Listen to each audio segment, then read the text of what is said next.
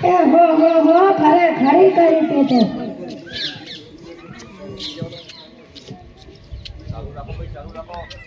આવે સાહેબ બોલો કોણ હું મારી પત્ની સાથે શાક માર્કેટમાં ગયો એ મને કહે 2 કિલો વટાણા લઈ દઉં હું કીધું લઈ લે એમાં શું પૂછવાનું હોય ઈ મને કહે પૂછવું તો પડે આ વટાણા ફૂલવાના તો તમારે છે ને આજકાલની ભાઈઓની તો માંડો તો જુઓ ને આજકાલની પ્રજા તો જુઓ ને